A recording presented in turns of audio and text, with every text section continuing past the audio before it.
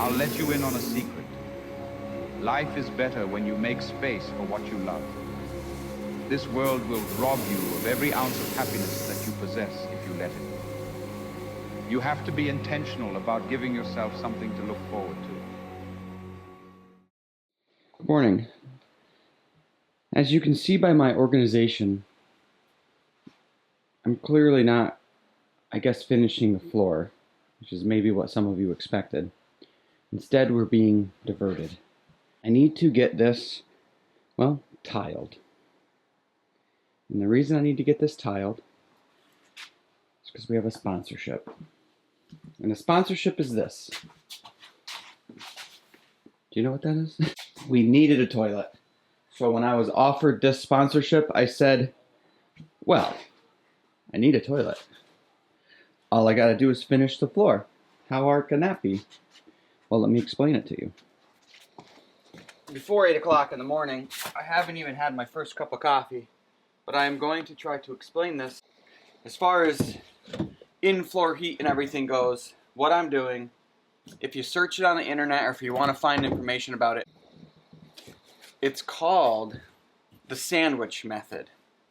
For those of you that have been around long enough, you've seen me do this. Okay. It's going to be pretty obvious too once you see the name, once you see the... So we have a subfloor. Underneath your subfloor, you should have joists, that go every 16-inch on center. Normally what people do when you do in-floor heat on a tile floor up here is they run PEX underneath the floor, and then you put up a heat shield, and then you insulate, and then you create this little pocket in here where the hot water runs through. Where the sandwich method, what we're going to do here is we put the PEX on top of the floor. And let me show you how we do that. PEX comes up, and I'm just going to draw like circles that represents the PEX kind of going down the floor, looping, coming back, and then... So you're not going to really see those metal things on the drawing, but just know that they're there. They go over the PEX and down on top of the floor. I take 1/2-inch cement board. Do I have any of that? Oh. And I cut it in strips. And this is nice because it keeps your rows perfectly spaced. All this gets screwed down immensely well. That's actually where I am up to this point. What I'm going to be doing eventually is using some leveler, floor leveler. We all remember what happened last time I used floor leveler. Not going to happen this time. So any place that doesn't have cement board put in here, you need to pour floor leveler. And you fill all the spaces. I'm going to be scratch coating some mortar between all these cement boards. I'm going to do a layer of Schluter Ditra. Schluter Ditra is a orange membrane that you maybe have seen on the internet. Schluter is amazing. It has this material on one side that you basically mortar down to the cement board, and the fibers adhere to the cement board as good as you probably can. It becomes one thing. That's the picture. Lily just walked in, so does that make sense to you? Really? Nice. So just like you, the screws that screw this floor down are special. They're a coated screw, specially made for cement board. I suppose if you used sheetrock screws, you might never know. Or you might find out the hard way why it's important to buy $40 screws.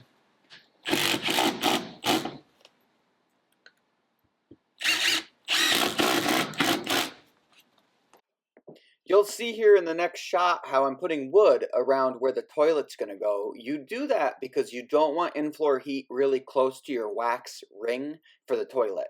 I didn't really explain that, well, I just did.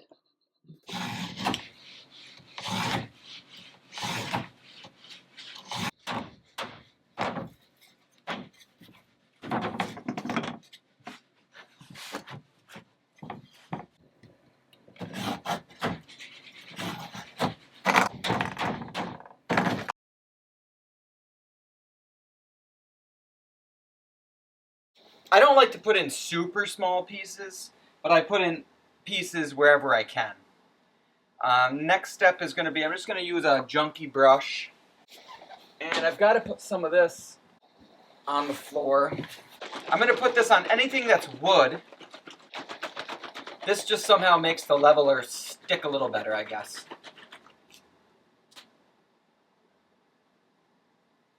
You probably don't need to use it.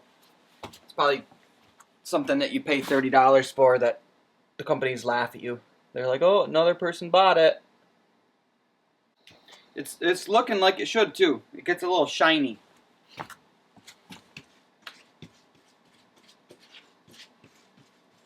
I'm thinking one bag of leveler is plenty. I'm gonna have a lot left over. Probably, but I'm gonna mix the whole thing. I'm gonna pour it wherever I need to. I'm gonna put the other layers of plywood, or not plywood, what is that stuff? Cement board.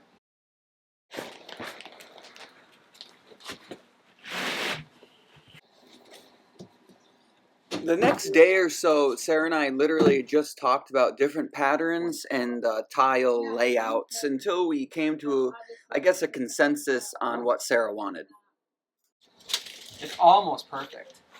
Like with baseboard, and you gotta leave a little gap. Yeah. Like you're probably doing more than 20 cuts just on the side. It's kind of obvious. It's hard to record in the bathroom.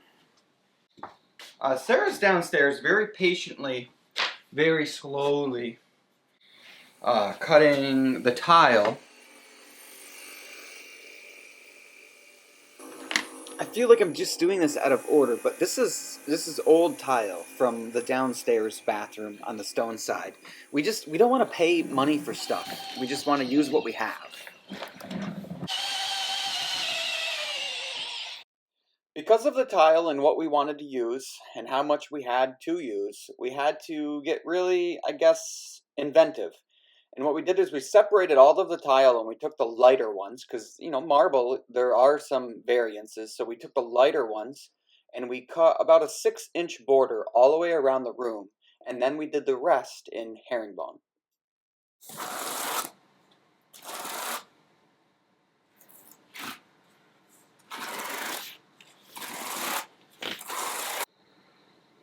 Pretty dang close, huh? You want to get me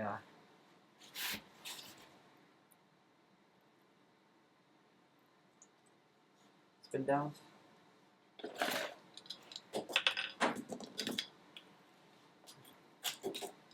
Kind of meeting it in the middle here. It's not quite perfect, but it's less than a 30-second, I bet you.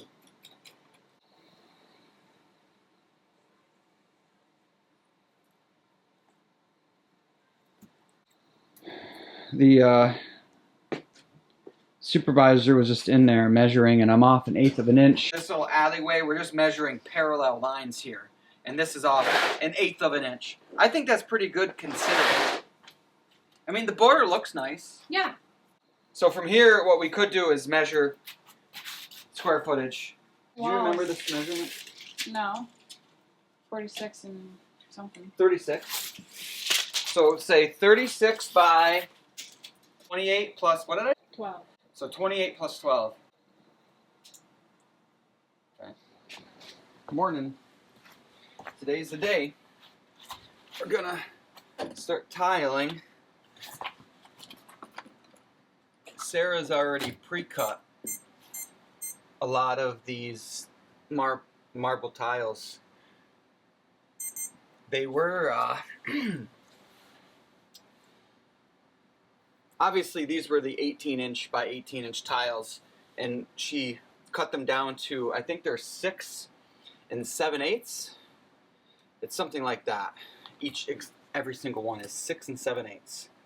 I'm starting off of this corner, and I wanted it to be a 45 degree off of that corner. So I need to kind of get these out of my way.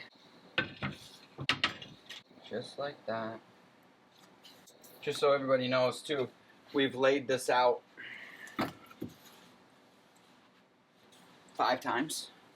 Not because we're being silly. It's like we want to see what's gonna look the best.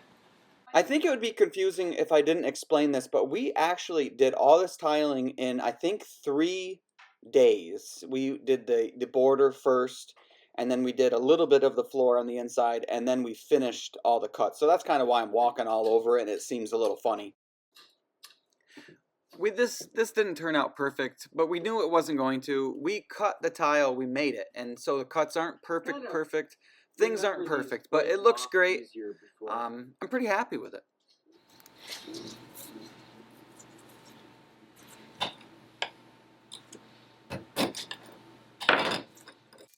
And this is where we are right now, December 21st. I'm going to go upstairs. We're going to do some grouting, and then we're going to set that toilet. You'll see the toilet video soon.